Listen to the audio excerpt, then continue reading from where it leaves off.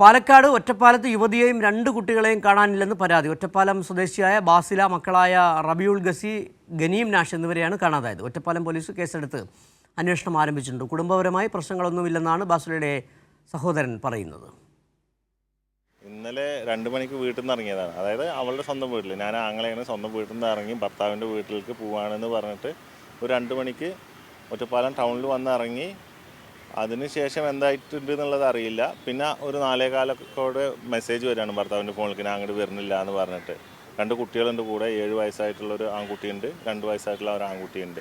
Voice മെസ്സേജിൽ ഞങ്ങൾക്കൊരു ഒരു തുമ്പ് കിട്ടിയെന്ന് വെച്ച് കഴിഞ്ഞാൽ ഒരു റെയിൽവേൻ്റെ ഒരു സൗണ്ട് കേട്ടി.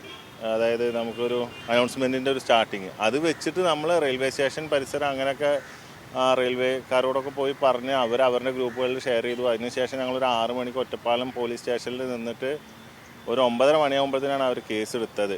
പ്രശ്നങ്ങൾ നിലവിലൊന്നും കാര്യമായിട്ടൊന്നും അറിഞ്ഞിട്ടില്ല, ഒന്നും ഇല്ല എന്നുള്ളതാണ്. കാരണം നമ്മുടെ ഇടപെടേണ്ട പ്രശ്നങ്ങളൊന്നും ഇതുവരെ ഉണ്ടായിട്ടില്ല. വാർത്തയുടെ കൂടുതൽ വിവരങ്ങളുമായി ഇപ്പോൾ സച്ചിൻ വള്ളിക്കാട് ചേരുകയാണ്. സച്ചിൻ, അത് ഈ ഭർത്താവിൻ്റെ മൊബൈലിലേക്ക് തന്നെയാണ് മെസ്സേജ് ചെന്നത്, ഇനി അങ്ങോട്ടേക്കില്ല, ഭർത്താവിൻ്റെ വീട്ടിലേക്ക് ചെല്ലുന്നില്ല എന്നുള്ള അർത്ഥത്തിൽ. അതായത് ഈ സഹോദരൻ പറഞ്ഞു കുടുംബപരമായ പ്രശ്നങ്ങളില്ല എന്ന്. നിലവിൽ ഈ ബാസില എവിടെയായിരുന്നു താമസിച്ചിരുന്നത്? അവരുടെ കുടുംബ വീട്ടിലായിരുന്നോ നേരത്തെ, അതോ ഭർത്താവിൻ്റെ വീട്ടിലായിരുന്നു? എന്താണ് അത് സംബന്ധിച്ച്? എവിടെയൊക്കെയോ ചില ദുരൂഹതകൾ തോന്നുന്നുണ്ട്.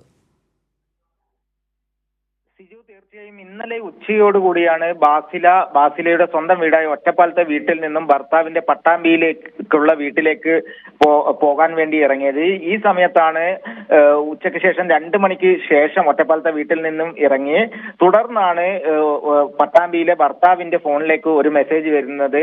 പട്ടാമ്പിയിലെ വീട്ടിലേക്ക് തങ്ങൾ വരുന്നില്ല എന്നൊരു മെസ്സേജാണ് വന്നിട്ടുള്ളത്. ആ മെസ്സേജ് വോയിസ് മെസ്സേജാണ് വന്നത്. ആ മെസ്സേജിലാണ് ട്രെയിനിന്റെ ശബ്ദം, റെയിൽവേ സ്റ്റേഷനിലെ ശബ്ദം ആ മെസ്സേജിൽ ഉണ്ടായിരുന്നു. ഇതിന്റെ അടിസ്ഥാനത്തിലാണ് റെയിൽവേ സ്റ്റേഷൻ അടക്കം കേന്ദ്രീകരിച്ചുകൊണ്ട് ഇവര് ആദ്യഘട്ട അന്വേഷണം നടത്തിയിട്ടുള്ളത്. തുടർന്ന് റെയിൽവേ സ്റ്റേഷനിലെത്തി CCTV ദൃശ്യങ്ങൾ പരിശോധിച്ചപ്പോൾ കോയമ്പത്തൂർ ഭാഗത്തേക്ക് പോകുന്ന ട്രെയിനുകൾ നിന്ന പ്ലാറ്റ്ഫോമിലാണ് ഇവരുടെ ദൃശ്യങ്ങൾ പതിഞ്ഞിട്ടുള്ളത്. അതിനാൽ തന്നെ കോയമ്പത്തൂർ ഭാഗത്തേക്ക് പോകാനുള്ള ഒരു സാധ്യതയാണ് ഇപ്പോൾ ബന്ധുക്കളും വ്യക്തമാക്കിയിട്ടുള്ളത്. നിലവിൽ ഒറ്റപ്പാലം പോലീസ് കേസെടുത്ത് അന്വേഷണം ആരംഭിച്ചിട്ടുണ്ട്. ഇന്നലെ രാത്രിയോടുകൂടിയാണ് മൊബൈൽ ഫോൺ സ്വിച്ച് ഓഫ് ആണ്.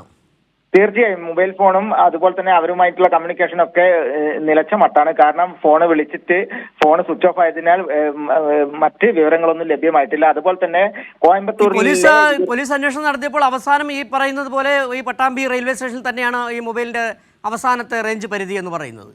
തീർച്ചയായും പട്ടാമ്പിയല്ല, ഷൊർണൂർ റെയിൽവേ സ്റ്റേഷനിലാണ് അവസാനമായി ഇതിന്റെ റേഞ്ച് പരിധി കാണിച്ചത്. നിലവിൽ പോലീസിന്റെ ഭാഗത്തു നിന്നും അന്വേഷണം ആരംഭിച്ചിട്ടുണ്ട്. അതുപോലെ തന്നെ ഈ ബാസിലിന്റെ സഹോദരൻ വ്യക്തമാക്കിയിട്ടുള്ള നിലവിൽ കുടുംബപരമായ പ്രശ്നങ്ങൾ യാതൊന്നും ഇതുവരെ ബാസില ഇവരോട് പറഞ്ഞിട്ടില്ല. അത്തരത്തിലൊരു പ്രശ്നങ്ങൾ ഇല്ല എന്ന് തന്നെയാണ് ഭർത്താവും സൂചിപ്പിച്ചത് എന്ന് തന്നെയാണ് ഇപ്പോൾ വ്യക്തമായിട്ടുള്ളത്.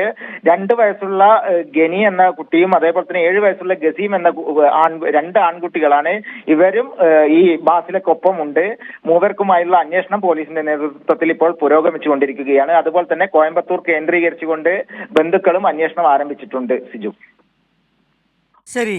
സച്ചിൻ വള്ളിക്കാടാണ് വിവരങ്ങൾ നൽകിയത്. ഒറ്റപ്പാലത്തു നിന്നുള്ള യുവതിയെ 2 മക്കളെയും കാണാതായി. പോലീസ് അന്വേഷണം ആരംഭിച്ചു.